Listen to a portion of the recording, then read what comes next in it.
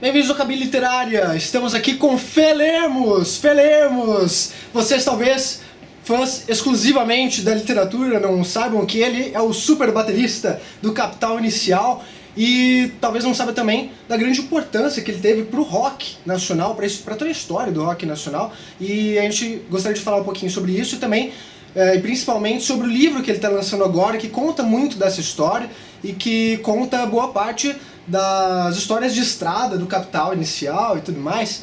E, em primeiro lugar, é uma honra estar aqui com você no nosso programa. Nós, obviamente, conhecemos já o seu trabalho de muito tempo. Imagino, se você ainda não conheça o Cabine Literária, vai conhecer agora, vai assistir lá pelo menos o vídeo da sua entrevista. Claro. Mas... em primeiro lugar, eu gostaria de dizer que eu fiquei sabendo isso lá a primeira vez, por conta do aborto elétrico. Que um dia eu me descobri adolescente, fiquei louco. Todos nós nos descobrimos um dia adolescentes, né? É verdade. E atualmente a adolescência demora para acabar. Nossa, nem me fala. A minha acho que está começando a acabar agora. E o que acontece eu ficava ouvindo muito Legião Urbana, aí eu falei, putz, teve um aborto elétrico. E o Fê Lemos participou do aborto elétrico com o Renato Russo. Aliás, não participou, ele fundou o aborto elétrico junto com o Renato Russo, antes de eles se separarem, formarem Legião Urbana e Capital Inicial. E tem uma história muito famosa, que você já deve ter ouvido essa pergunta várias vezes, inclusive, mas Fê, pela minha adolescência. Por que a baquetada na cabeça do Renato, Fê? Por quê? Eu conto no livro, tá? Inclusive, bem, olá pessoal do Cabine Literária. Primeiro é uma honra estar aqui, muito obrigado pelo convite para essa entrevista. E, bem, eu estou começando a divulgar esse meu primeiro livro, Levadas e Quebradas. Então é tudo novo para mim, eu nunca tinha lançado um livro antes, embora eu escreva já, na verdade, desde que o aborto elétrico acabou, mas chegaremos a este assunto. Mas enfim, então a famosa história da baquetada foi porque nesse dia fatídico, eu conto isso no livro, nesse blog, a cena tá num filme, no Rock de Brasília, Era de Ouro, né? Tem uma entrevista, um trecho de uma entrevista com o Renato no filme. Aí o Renato fala que ele levou a baquetada e acabou a banda. E não era assim, cara, não foi assim que aconteceu. Calma lá. Quando eu vi isso no cinema, eu falei, mas Renato, você sabe que não foi assim, cara? Só que eu falei, infelizmente ele não tá mais aqui, né, pra gente, né, a gente comparar as memórias, né? E aí aquilo me incomodou, cara. Eu falei, não foi isso que aconteceu, né? Eu pedi desculpas pro Renato no mesmo dia que eu joguei a baqueta, caiu a ficha que eu tinha feito uma besteira, né? E ele me desculpou e o aborto elétrico continuou mais um ano. Nossa! E foi acabar só no início de 82. E a baquetada aconteceu uma semana depois da morte do John Lennon. Meu Deus! E então eu vou já contando, no blog eu conto toda a circunstância. Na verdade é o último blog do livro. Nossa.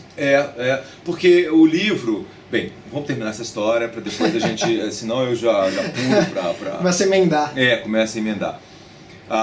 Então, fazendo um rewind para 1980, 32 anos atrás, né? Caraca, velho. O John Lennon foi assassinado no dia 8 de dezembro de 80, se eu não me engano, é essa data.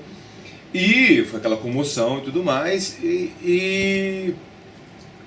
a Yoko Ono, né, a viúva, pediu no domingo subsequente, daria mais ou menos uma semana, né, ele foi na segunda-feira, então no domingo, que todos os fãs no mundo inteiro, no horário determinado, era 2 horas da tarde, o horário de Nova York, os fãs fizessem uma vigília, uma oração, 20 minutos de reflexão, enfim, né. Eu não sabia disso na época. Eu soube, claro, da morte do Lennon, mas eu não acompanhei o dia a dia, não li as notícias, enfim, fiquei triste, né? Eu sou um grande fã dos Beatles. Os Beatles foi onde o meu interesse pela música realmente se manifestou. Mas isso também são outras histórias. Bem, só que no domingo, no tal domingo, a gente tinha um show, o Aborto Elétrico tinha um show. E show do Aborto Elétrico, a gente pensa em show hoje em dia, palcos com luzes, PAs gigantescos e tudo mais. Lotado. O show do Aborto Elétrico era uma bateria, 2 amplificadores, um sistema de voz, que às vezes tinha, às vezes não tinha, e a gente tocava no chão, né, para quem estivesse vendo. Então a gente tinha esse show no domingo, era no domingo de tarde, e quem que montava tudo, desmontava, éramos nós. Não tinha hold, não tinha técnico de som, não, eram os 3 mosqueteiros, na raça. E então, e para mim, e acho que para o Renato também, para nós de Brasília, quando começamos essa história de bandas de rock, era o momento mais importante da nossa vida, era tocar. E para nós, a gente não estava preocupado com cachê, com nada, não, a gente só queria tocar e que as pessoas ouvissem, né, de alguma maneira. Sim.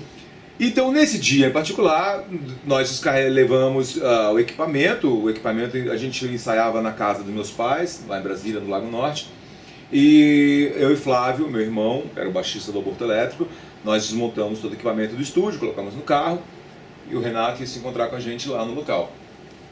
Quando ele chegou no local, e ele desapareceu. Desapareceu. E a gente começou a montar, já estava chegando perto da hora do show e nada do Renato. E tudo era feito em conjunto. Nós, sabe, a gente era uma coisa de tribal, entendeu? Não tinha, você não delegava funções. Sim, né? Era orgânico, era uma necessidade vital. E aí, bicho, eu falei, cadê o Renato? Pô, que sacanagem, cara. Por que ele sumiu assim, né? Não tá aqui para ajudar a gente a montar, né? E é um perrengue, né? Você negociando pouca coisa, é um perrengue. Você já do carro, carrega, põe, liga, né? E nada do cara aparecer. E aí eu fiquei bem irritado, né? Aí quando ele apareceu, faltando 5 minutos para a hora do show começar, assim, isso tem 32 anos, mas eu tenho essa lembrança. Ele chegou com uma cara, eu sempre digo, de dandy esclarecido, né? Eu falei, qual é, Renato? O que aconteceu, né? Eu era muito enfesado, cara. Ele, eu fui fazer uma reflexão. O quê? Você foi fazer reflexão? Não, é que o Yoko Ono pediu. Eu falei, mas vai se catar, cara, filho da mãe, a gente montou tudo sozinho aqui, você tava lá orando pra aquele hippie velho. Que merda, meu! Porra, não tá levando a sério, não! Né? E depois, bem, aí então esse foi o quadro que montou o meu estado de espírito. Eu fui pra bateria muito chateado, né? Nervoso, né? Porque eu senti que o cara não tava ali, na verdade. Aquilo ali não era tão importante como era pra mim, né? E aí a gente tá tocando, e aí lá no meio, ele de Veraneio Vascaína, ele errou a letra, né? Trocou um verso com o outro, tocou o refrão, ele tocou, deu aquela escorregada, assim, né? Meu, não tive dúvida.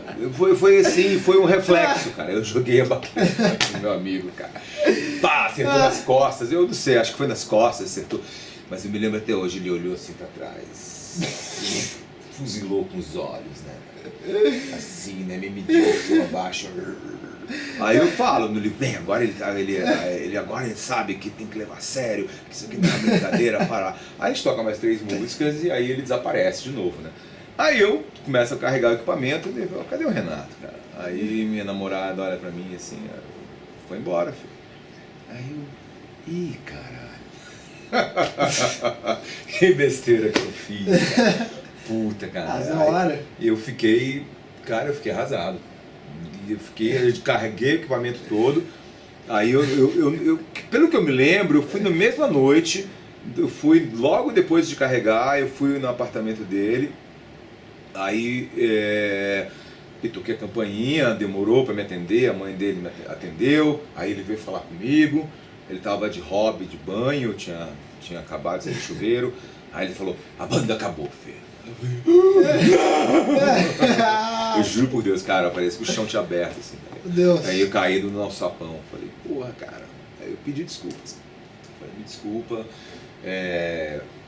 sabe, não devia ter feito isso. Mas vamos aí, cara, vamos continuar, cara. O Aborto Elétrico não dá pra parar, é a coisa mais importante do mundo, né? Aí ele falou, filho, tá tudo bem. De boa. De boa, E aí ficou de boa mesmo. Nunca mais tocamos no assunto, a gente continuou ótimos amigos. Isso foi em dezembro de 80. Sim. Em janeiro de 81, eu passei um pedaço das férias lá no Rio de Janeiro. Eu fiquei hospedado na casa dos parentes dele, da tia dele, na Ilha do Governador. A gente fez uma viagem bem maluca para Petrópolis, lá para o Palácio Imperial.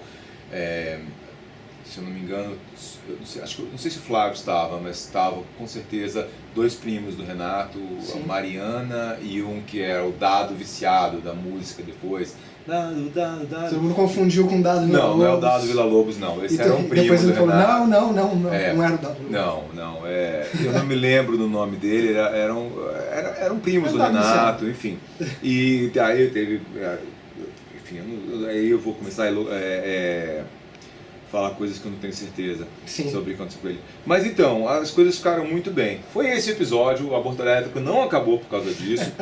O aborto elétrico acaba por outros motivos que eu conto no livro. Então, se você quiser saber, por favor, leia Levadas Quebradas.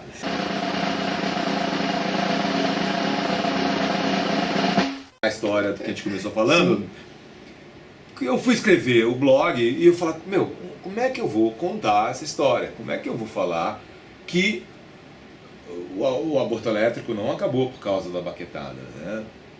Eu posso dizer isso, mas quem que vai? O que o Renato falou ali, ele, eu não posso refutar o que ele disse, né?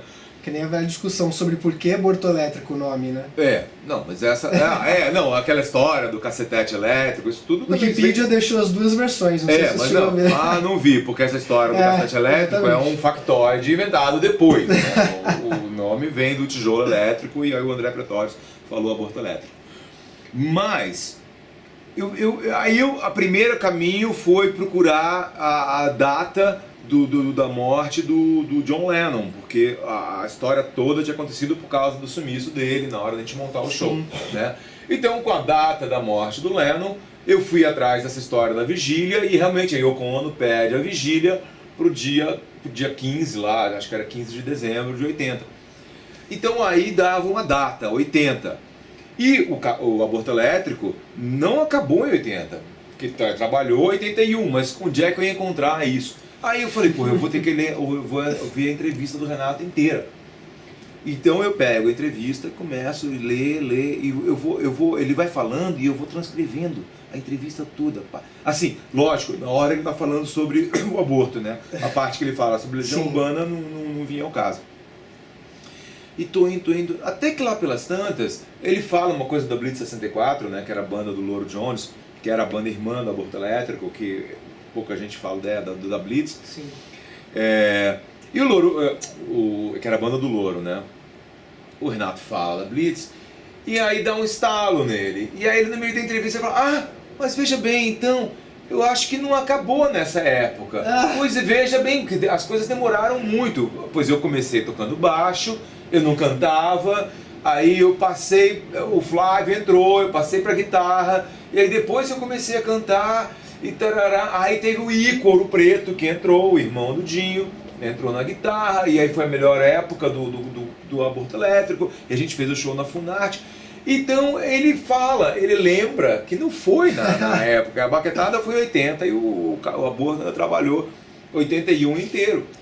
E aí eu falo, Renato, você trouxe a solução, na sua própria entrevista você falou que não acabou naquele dia, né? Mas é muito mais sensacionalista jogar assim, Renato falou que acabou. Sim, não, e é dramático, é uma cena, né? Imagina, a baquetada voando, pá, bate e acaba a banda. Ele pega o microfone e está tudo acabado. Está tudo acabado, joga no chão. Exatamente.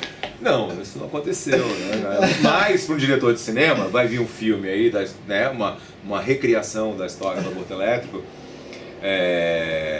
Parece que chama Somos Tão Jovens, né? É um filme onde conta justamente a história do Renato antes da Legião Urbana. E, inclusive, eu cedi meu nome, o Flávio também. Então vai ter um personagem me representando, vai ter um personagem representando o Flávio. Eu não sei como é que porque qualquer recriação é uma ficção baseada em fatos reais, né? Então, de repente, como é que o diretor vai retratar as coisas, eu não faço a menor ideia. Mas que eu sei que vai sobrar pro meu lado. Eu estava precisando de um pivô, né? Infelizmente. Olha, precisa, né? Você tem o drama, né? Entendeu? Tem sempre o bom e o mal. Eu sou o mal da história. A gente sempre fala, quando a gente está falando de literatura, a diferença entre vida real e literatura é que a literatura faz sentido. Então, não sei, talvez seja uma vontade das pessoas querendo que a vida real faça sentido, né? Uma baquetada na cabeça e acabar dando faz mais sentido do que, melhor cada pro lado. Né? É uma coisa muito mais dramática, muito mais... Sim, mas na verdade, o que as pessoas não percebem nessa versão é que as pessoas, então elas julgam que o Renato seria capaz de abandonar um plano que era o plano da vida dele, que era a coisa mais... O Renato queria fazer banda desde que ele era bebê, entendeu? Ele sonhava com isso, ele tinha uma banda imaginária, isso eu fui saber depois, através da minha namorada, que era amiga dele, depois que eu fui saber. O Renato, ele nas reuniõezinhas dos amigos lá em Brasília, ele levava o chocalho, o pandeiro, o violão. Ei, vamos tocar, todo mundo falava. Ele era louco por isso. Então, é menosprezar a inteligência do Renato, achar que ele abandonaria uma coisa que era um projeto que ele viu que estava acontecendo, onde ele estava se transformando no compositor que ele ia ser. A banda estava agitando a cidade. Deixar acabar por uma coisa tão pueril, né? Por uma bobagem do baterista que agiu por impulso. Né? Ele sacou que não era... Ele não queria acabar o Aborto Elétrico. O Aborto Elétrico era muito importante para ele, tanto que não acabou. Sim. E em 81 foram feitas, acho que grande parte das canções da segunda fase do Aborto Elétrico, que eu acho mais interessantes, como Construção Civil, Rei Menina, que nunca foi gravada, o Love Song One, Heroína. A primeira fase é Tédio, Que País é Esse? Benzina, Veraneio Vascaína. Na segunda fase, que a primeira fase é 80, digamos assim, 79 e 80, embora começou em 78, né? Mas a gente começou a ensaiar em 79. Em 80, quando o Flávio entrou pro baixo e o Renato passou para guitarra, e o Renato começou a cantar logo depois. E em 81 entrou o Ico, a gente começou a pensar num som mais elaborado, e as letras do Renato também foram ficando mais elaboradas. Imagina, cara, ele ia jogar isso tudo pro alto. Entendeu? Ele só deixa, ele sai do Aborto Elétrico no final de 81, início de 82, porque ele sabe, né? Ele percebe que aquele nome, Aborto Elétrico, era um nome muito pesado para a sociedade brasileira, ponto número 1. Era um nome punk, tá? Mas o punk tinha deixado de ser... O punk se tornou uma camisa de força, talvez, entendeu? E existia uma vida... Além do punk, o Renato não ouvia só punk rock. Sim. O Renato tinha uma cultura musical vastíssima, entendeu? Ele estava ouvindo punk rock naquela época, naquele momento. E eu e Flávio, a gente viajou, fizemos uma viagem de 2 meses para fora de Brasília, justamente em janeiro e fevereiro de 82. E o Renato recebeu um convite para se apresentar, para o Aborto Elétrico se apresentar. Só que o Aborto Elétrico não estava na cidade. Então ele falou, não, eu quero tocar. Imagina, perder uma oportunidade de tocar, né? Era a coisa mais importante para as nossas vidas, né? De novo, eu insisto nesse ponto. E ele vai fazer de voz e violão. Ele toca só a voz e violão. E eu tenho certeza que foi aí que a chavezinha na cabeça dele deu clique. E ele falou, eu vou fazer outra banda, sem esse nome, para tocar músicas mais calmas, entendeu? Porque pela primeira vez, talvez, um outro público conseguiu entender o que ele falava. Conseguiu ouvir, porque o Aborto era muito barulhento. Né? E aquele você não via o texto, não via as letras. E quando o cara pega a voz e violão, quem um dia irá dizer... Bom, ganhou a plateia inteira ali, né? O Eduardo e Mônica, ele mostrou pra gente na época do aborto elétrico, o Faroeste Caboclo também. Só que a gente não sabia nem o que fazer com aquilo, né? Porque não cabia. Eu sabia tocar bum pá, bum pá, bum pá, bum pá. Eu era um baterista muito limitado e dentro daquela concepção de rock and roll que eu tinha, que a gente tinha. E o Renato já estava compondo, ele tinha aberto a porta da criatividade e não tinha mais volta. E aí sim, é isso que eu consigo entender como o fim do aborto, como ele querer sair. Não foi nem o fim, porque ele saiu, eu ainda tentei continuar o aborto elétrico mais alguns meses, mas eventualmente a gente não terminou mesmo. O Renato viu que para ele o aborto elétrico tinha cumprido o papel na vida dele, mas era hora dele seguir em frente. E foi aí que a banda acabou. E por uma decisão madura de um sujeito, né, maduro, que está olhando para frente, né, não está preocupado com uma picuinha. Então é até um insulto a inteligência do Renato, as pessoas falarem que o aborto acabou por causa da baquetada. Não acabou, foi com um acidente, uma briga de irmãos, entendeu? Mas as coisas continuam. Né? Não, acabou por uma decisão criativa do principal criador, do sujeito que era o gênio lá da história de Brasília. Sim. E aí eu soube, quando eu liguei pra ele depois das férias, aí Renato, vamos ensaiar? Fê, eu saí do aborto elétrico. Aí o meu segundo livro começa aí. O meu segundo livro começa justamente com esse telefonema, cara. E eu sento no chão assim, cara, encosto na parede e falo, fodeu, porque aí eu sabia que tinha acabado mesmo e não era. Aí ele fala da viagem, que a gente passou longe de Brasília e tudo mais, mas na verdade foi uma desculpa a história da viagem. Do que foi que ele foi ouvido com o violão. Então um catalisador. Exatamente. E aí, ao ser ouvido, ao ver que ele já tinha aquela condições de emocionar uma plateia, sabe, com a voz e violão, ele falou, por que eu vou voltar para esse grupo que primeiro tem esse nome que não vai dar certo, que é barulhento, que tem essa coisa agressiva, essa coisa de bater de frente, né, como era a atitude punk, né, e ele percebendo que não, bicho, ele queria conquistar as massas, né, cara, e o punk não ia conquistar as massas, no máximo ia conquistar mais alguns punks. Bem, desculpa puxar spoiler mais uma vez, obrigado por ter terminado a história. Não resistiu, né? Não resistiu. Começou a explicar, deixa eu falar até o fim, melhor. Claro, né? Então, tem a sua lógica, né? Na história toda.